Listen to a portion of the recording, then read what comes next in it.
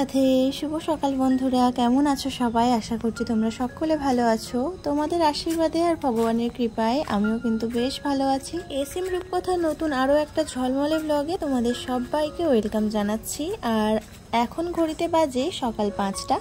জল উঠে যাওয়াতে হাঁটা চলা ভীষণই অসুবিধা হয়েছে। দেখো পুরো কত দূর জল চলে এসছে, আর তাই জন্য সকালবেলা উঠে একটু হাঁটতে বেরোচ্ছি। তোমাদের দাদাভাই বাড়িতে থাকলে একটু বাইরের দিকে হাঁটতে যাওয়া হয়, না হলে আমি একা একা যাই না। তো দেখো দুজনে মিলে হাঁটতে বেরিয়েছি, আর এত কাদা ইচ্ছা করছে না যে হাঁটতে যাই, তাই ওই রাস্তার ধারটা একটুখানি পাক দিয়ে চলে এসেছি। আর চলো তোমাদেরকে একটু ভালোভাবে দেখাই কতটা জল উঠেছে। এই যে দেখো, এই হচ্ছে বিচুলি গাদা এইদিকে, আর ওই যে আমাদের বাড়ি। তো প্রায় এতটা জল উঠে এসছে, দেখেছো? আমাদের যাওয়ার রাস্তা কিন্তু বন্ধ, এমনিতেই যাওয়ার রাস্তা নেই, লোকের জমির উপর দিয়ে আমাদের যেতে হয়। তার উপরে যদি এতটা জল উঠে যায় তাহলে মানুষ কোথা দিয়ে বেরোবে বলো? আর এই যে বড়দিদের বাড়ির পুরো এতটা জল উঠে গেছে, দেখেছো? আর বড়দি বলতে যে পাগল মতো মেয়েটা আমার সঙ্গে সবসময় থাকে, আমাদের বাড়িতে থাকে, দেখেছো তোমরা অনেক ভিডিওতে। তো ওনাদের বাড়ির কথাই বলছি। তো চলো, গাছের পাতা পড়ে একদম যেন জঙ্গল হয়ে গেছে। এই বর্ষাকাল আসলে এই জায়গাটা পুরো জঙ্গল জঙ্গল লাগে, ওই জন্য বর্ষাকালেই আমি এর নাম রেখেছি আফ্রিকার জঙ্গল। তো এইদিকে দেখো হলুদ গাছগুলো কিন্তু বেশ ভালোই বড় বড় হয়েছে, আর এই হলুদ গাছের পাশ থেকেই বাড়িতে যেতে হবে, কেননা যাওয়ার রাস্তা তো পুরো বন্ধ, ওই জন্যই।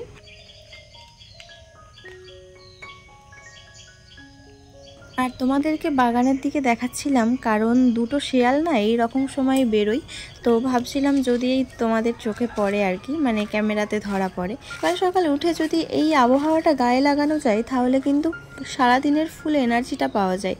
আমার তো হয় এটা, তো কার কেমন হয় আমি জানি না। তো এই রকম জল কাদায় না আরও বেরোতে ইচ্ছা করে না, চারিদিকে কেঁচো জোঁক, মানে কি বলবো, একদম বিচ্ছিরি অবস্থা। তো চলো আমরা কিন্তু বাড়ির ভিতর ঢুকছি এরকম ঘুরে ঘুরে। এই জায়গাটা মুরগি ঘর ছিল, তো একটু সরিয়ে দিয়েছে। তো দেখো পুরো উঠোনের মধ্যে কিন্তু জল এসে গেছে। গত বছর উঠোনে মাটি তোলা হয়েছিল বলে তাই এবছর আর জল ঘাটতে হচ্ছে না। না হলে এমন কোনো বছর যায়নি যে বছর খালের থেকে জল উঠেছে কিন্তু আমাদের উঠোনে জল ছিল না। প্রত্যেক বছর আমাদের উঠোনে জল থাকে। আর দেখো আমরা এই মন্দিরের সামনে দিয়েই কিন্তু বাড়িতে ঢুকতাম, কিন্তু এখন দেখো মন্দিরের সামনেটা পুরো জল ভর্তি হয়ে গেছে। এই যে দেখতে পাচ্ছ দুটো সুপারি গাছের মাঝখান দিয়ে জল কিন্তু ভিতরে চলে এসছে। আর এই মন্দিরের ধারটাই বেশ ভালোই কাদা হয়েছে। আর এটা হচ্ছে বাড়ির পাশে যেই জায়গাটায় আমি রান্না করতে যেতাম, তো সেই ঘরটাও দেখো জলে, মানে জল ঢুকে যাবে যাবে ভাব। আর এই যে এই জায়গাটা পুরো যেন পুকুর মনে হচ্ছে। তো এই হচ্ছে আমাদের বাড়ির অবস্থা। আর তার মধ্যে একটা ভালো খবর হচ্ছে, এই যে নীলকণ্ঠ গাছে এই রকম পাপড়িযুক্ত নীলকণ্ঠ ফুটেছে। এই রকম গাছ না অনেকবার লাগানোর চেষ্টা করেছি কিন্তু লাগিয়ে উঠতে পারিনি, কিন্তু এই একটাই গাছ হয়েছিল, আর এই গাছটাই এইরকম পঞ্চ অপরাজিতা বলে, তো এইরকম হয়েছে। আর এদিকে দেখো ঠাকুর ঘরের এই দিকটা এই রকম একটু সোলিং করে নেওয়া হয়েছে, আর আমি তো ওইটা করেছিলাম তুলসী মঞ্চটা। আর এই কদিন আগে মিস্ত্রি নেওয়া হয়েছিল, তাই নিচের সিঁড়িপথটাও করা ছিল না, আর বাথরুমের এই টালিগুলো বেশি হয়েছিল, তাই জন্য ওই টালিটা দিয়ে নিচের সিঁড়িপথটা করে দেওয়া হয়েছে। আর দেখো এই সাইডটাই আমি ফুল তুলতে যেতাম, ঘরের পিছন দিকে ফুল তুলতে যেতাম, পুঁই শাক কাটতে যেতাম, তো সব দেখো জলের তলায়, কোনো কিছু আর বেঁচে নেই। কত পেঁপে গাছ হয়েছিল সেগুলোও সব জলের তলায়, আর ওখানে কতটা তুলসী পাতা হয়েছিল, মানে তুলসী গাছ, সব কিন্তু মরে গেছে জল উঠে। তো জল উঠলে এরকম ভয়াবহ অবস্থা থাকে। তোমাদের সাথে আরো অনেক কিছু শেয়ার করার আছে, কিন্তু তার আগে আমাকে সকালের কাজগুলো শেষ করতে হবে, কেননা আমার তো ডেইলি ভ্লগের চ্যানেল, আর ডেইলি ভ্লগে যদি এরকম শুধু সিম্পল একটা ভিডিও দিই তাহলে এটা হয়তো তোমাদের সবাইয়ের কাছে ভালো লাগবে না, তাই জন্যই। তো চলো সকালবেলা আমি এসে ভাতটা বসিয়ে দিলাম। আর তোমাদের দাদাভাই তো আবার 6:30টার দিকে যাবে ডাক্তার, মানে মাকে নিয়ে ডাক্তার দেখাতে, ওই জন্যই এত তাড়াহুড়ো করেই সকাল সকাল ওঠা। তো চলো এখন ভাত বসিয়ে দিয়েছি। তো ভাত বলতে শুধু জলটাই বসিয়েছি, আর এই যে চালটা একটুখানি ভিজিয়ে রেখেছিলাম, রেখে ভালো করে ধুয়ে নেব। চালে অনেকটাই ময়লা থাকে, যেহেতু রেশনের চাল তো ওই জন্য অনেকটাই ময়লা থাকে। তো আমাদের বাড়িতে সব রকম চালই খাওয়া হয়, কেনা চাল হোক বা রেশনের চাল, তো সব কিছুই খাওয়া হয়। তো যাই হোক চলো, আমার চাল ধোয়া হয়ে গেছে, এবারে ভাতটা মানে বসিয়ে দেব, দিয়ে আর হাঁড়িতে একটু প্রণাম করে নেব। এটা আমার সব সময়ের কাজ। তো তারপরে হচ্ছে যে কাজগুলো আছে সেগুলো করে নেব। আর এখন একটু ভাত, আলু সেদ্ধ আর ডাল সিদ্ধ বসিয়ে দেব।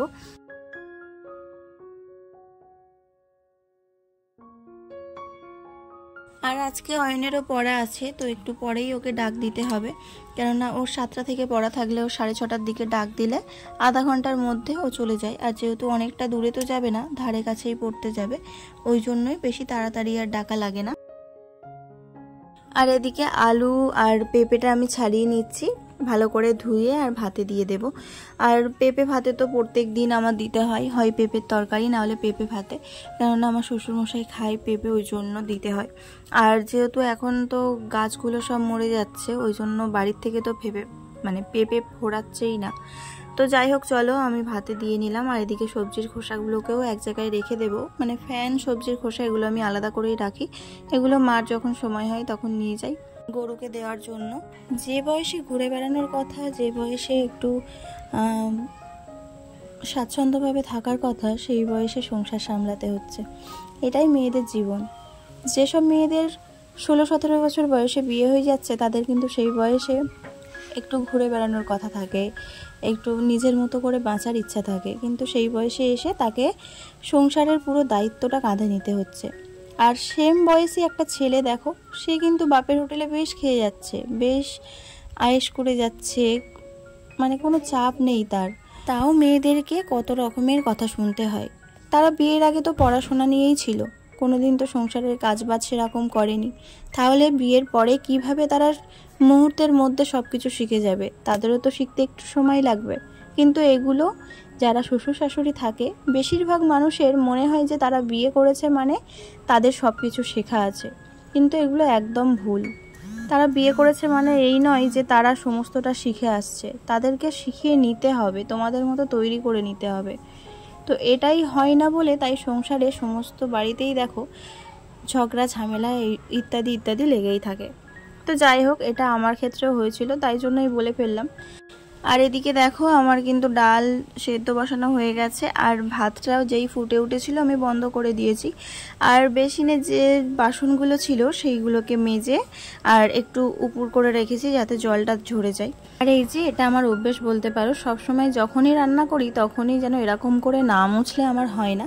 তো এই ছোট ছোট অভ্যেসগুলোই কিন্তু মানুষের একদিন পরিবর্তন নিয়ে আসে।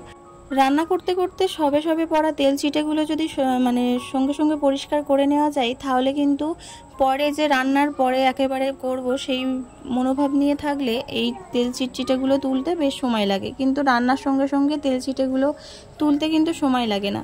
তো যাই হোক, আমি ওইভাবেই পরিষ্কার করি। আর এদিকে দেখো যে বাসনগুলোকে জল ঝরতে দিয়েছিলাম, সেই বাসনগুলোকে এখন জায়গা মতো রেখে দেব। আর জানালার বাইরে দিয়ে বড়দি একটু কথা বলছিল, মানে পাশেই একটা জায়গা বিক্রি হচ্ছিল, সেই জায়গাটা নেবে কি না তাই জন্য একটু কথা বলছিল।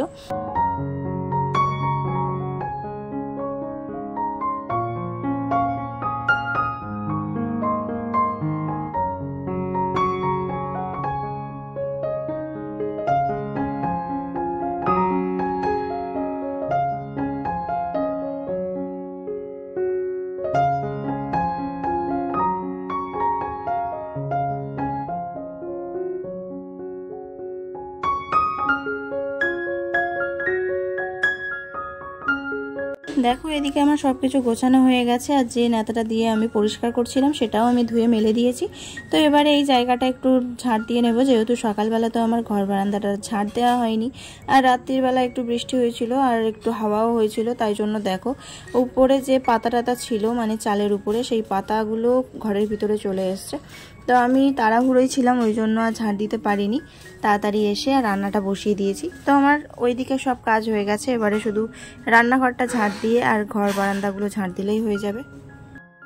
আর এদিকে দেখো অয়নকে ডেকে দিয়েছি আর একটু হরলিক্স করে দিয়েছি, ও হরলিক্সটা খেয়ে আর ওই বেরিয়ে যাচ্ছে। আর তার মধ্যে এইদিকেও আমার ভাত বাড়বো বলে সব রেডি, শুধু আলু সেদ্ধটা মাখাবো, তারপরে ভাত দিয়ে দেবো ওদেরকে। আর অয়ন হরলিক্স খেয়ে আর একটু জল দিয়ে দিলাম, জলটা খেয়েই বেরিয়ে পড়লো। আর এখন ঘড়িতে বেজে গেছে 6:30, তো 6:30টার সময় বেরিয়ে গেল। আর 6:30টার মধ্যে আমার কিন্তু রান্নাঘরের দিকে সমস্ত কাজ প্রায় হয়ে গেছে। আর এখন ছোটুও ঘুমাচ্ছে। আর এই দেখো ও যতক্ষণে বেরিয়ে গেল তারপরেই তোমাদের দাদাভাই খেয়ে দিয়ে আর বেরিয়ে গেল। আর এখন ঘড়িতে 7টা বেজে গেছে। মা তো আগেই চলে গেছে, যেহেতু এই রাস্তাটাই তো কাদা, ওই জন্য রাস্তার ধারে গিয়ে দাঁড়িয়েছিল। আর তোমাদের দাদাভাই সবে বেরোলো। আবার দেখো আমার একটু বসার সময়ও কিন্তু নেই, তো এখন এসছে আবার পড়তে। 7টার থেকেই পড়াই, ওই জন্য 7টার সময় পড়তে চলে এসছে। আর আমার শ্বশুরমশাইকেও ভাত দিয়ে দিয়েছি, আজকে আর রুটি খাবে না, ওই জন্য ভাত দিয়ে দিয়েছি। আবার দুটো পাখি এসছে, ওদেরকেও ভাত দিয়ে দিলাম। তো আজকে আমি ভাত দিইনি, আজকে ওই যে বাচ্চাটা ওই ভাত দিয়েছে। আর ওকে খাতার কাজ দিয়ে চলে এসেছি ঘরটা পরিষ্কার করতে। তো এই দেখো আমাদের জানলাটা খুললে যে কলটা আছে সেই কলের ধারে কিন্তু অনেকটাই জল হয়ে গেছে, দেখেছো? তো প্রত্যেক দিন না একটু একটু করে জল বাড়ছে, যেহেতু অন্যদিকে জল ছেড়েছে ওই জন্য এইদিকে প্রত্যেক দিন হলে একটু একটু করে জল বাড়ছে। এই তো 2-3 দিন প্রায় জল হয়নি, শুধু কালকে রাত্রিবেলা একটুখানি জল হয়েছিল। তো ওই জলে তো আর অনেকটা জল বাড়ে না, তো জল ছাড়ার কারণেই জল বাড়ছে। তো চলো আমার ঘরটা কিন্তু গোছানো হয়ে গেছে, ঝাড়পালাও সব দেওয়া হয়ে গেছে, এবারে শুধু একটু সকালে খাওয়ার পালা। তো ছোট উঠে গেছে, ওকে একটু হরলিক্স দিয়েছি কাপে। আর ওই মনীষ বলছিল যে ওর চা না দিলে ও পড়া করবে না, ওই জন্য ওর খাতার কাজগুলো করিয়ে আর একটু চা দিয়েছি। ও চা খেয়েছে, আমিও একটু চা খেয়ে নিয়েছি। তো চলো এইবারে সময় এসছে তোমাদের সাথে সব কিছু শেয়ার করার। তো এই হচ্ছে আমার রান্নাঘর, বারান্দার একটা কোণে এইভাবেই রান্নার জায়গাটা আমি এইভাবে গুছিয়ে রেখেছি। আর এই জায়গাটা আগে ছিল আমার শ্বশুরমশাইয়ের থাকার জায়গা, মানে বারান্দাতেই থাকতো যখন আমাদের ভাঙাচোরা বাড়ি ছিল। আমার এই চ্যানেলে হোম ট্যুর ভিডিও আছে, তোমরা যদি চাও তাহলে হোম ট্যুর ভিডিওটা একবার দেখে আসতে পারো, আমাদের ঘর বাড়িটা আগে কেমন ছিল। তো এই জায়গাটায় আগে আমার শ্বশুরমশাই থাকতো, তারপরে যেটা রান্নাঘর ছিল আর কি, মানে ঘরটা যথেষ্টই বড় ছিল, ওতে কাঠের রান্না গ্যাসের রান্না দুটোই হতো। তো ওই ঘরটা আর একটু উঁচু করে ওখানটায় আমার শ্বশুরের থাকার জায়গা করে দেওয়া হয়েছে। আর তার পাশে আমি বাইরে রান্না করার জন্য একটা রান্নাঘর করেছিলাম, মানে বাঁশ দিয়ে কাগজ দিয়ে, তারপরে ওখানে কাঠ ঘুঁটে থাকতো। তো ওই জায়গাটাই ঠাকুর ঘর করেছি, কেননা ঈশান কোণে রান্না করতে নেই, ওই জন্য ওই দিকে আমি ঠাকুর ঘর করেছি। আর এই দেখো এই জায়গাটায় আমি দাঁড়িয়ে রান্না করতাম। তো ওইখানটায় ওই বাক্সটাও সরাইনি, ওই বাক্সের মধ্যে এখন অয়নের বই খাতা থাকে। আর ওইখানটায় বসেই অয়ন পড়াশোনা করে। আর এই গ্রিলগুলো লাগানো হয়েছে বাড়িতে। আর এই যে এই মার ঘর থেকে দেয়াল কেটে এই দিকটা বাথরুম করা হয়েছে, বাথরুমের পিছনটা এরকম পাথর লাগিয়েছি, লাগিয়ে এই জায়গাটায় একটা বেসিন বসানো হয়েছে। তো বেসিনটা কেমন হয়েছে অবশ্যই কিন্তু কমেন্টে জানাবে, আর পাথরগুলোও তোমাদের কেমন লাগছে সেটাও কিন্তু অবশ্যই কমেন্টে জানাবে। আর এই যে ব্রাশ মাজন রাখার জায়গা, এটা হচ্ছে আমরা অনলাইন থেকে নিয়েছিলাম, এটা 80 টাকা দাম নিয়েছিল। তো কেমন হয়েছে ওটাও জানাবে। আর এর ঠিক পাশেই হচ্ছে বাথরুম, এই হচ্ছে দরজা। তো চলো বাথরুমের ভিতরটা তোমাদেরকে দেখিয়ে দিই। তো বাথরুমের নিচেরটা এটা ম্যাট ফিনিশ টালি, তো এটা একটু কাঠের মতো নিলাম, এটা দেখেই ভালো লাগছিল ওই জন্য। আর পুরো ওয়ালটা একটু সিনারির মধ্যে আছে, মানে অল্প সিনারি তারপরে আকাশ, মানে পুরো বাথরুম ঘরটা জুড়ে সাদার ছোঁয়া, ওই জন্য বাথরুম ঘরটা একটু বেশিই বড় লাগছে। তো বন্ধুরা তোমাদের কেমন লাগলো অবশ্যই কিন্তু কমেন্টে জানাবে। আর ভাঙাচোরা বাড়িটা এই রকম লুক দিতে সময় লেগে গেছে অনেকটা দিন, আর এর পিছনে অনেকটা টাকাও খরচ হয়েছে। সেটা যদি তোমরা জানতে চাও তাহলে কোনো দিন কোনো একটা ব্লগে তোমাদের সাথে শেয়ার করব। তো এখন হচ্ছে বিকেল 5টা বাজে, আর ওই দেখো ও পড়তে এসছে, মানে আমি কদিন বাড়িতে ছিলাম না বলে ওকে দুবেলা পড়াচ্ছি, তাই জন্য ও পড়তে চলে এসছে। আর ওকে কাজ দিয়ে আমিও আবার মাথায় তেল দিতে বসে গেছি। আর আমি তেল মাখছি দেখে ছোটুও কিন্তু তেল মাখছে, পুরো গলায় মুখে মাথায় সব জায়গায় তেল মাখতে শুরু করে দিয়েছে।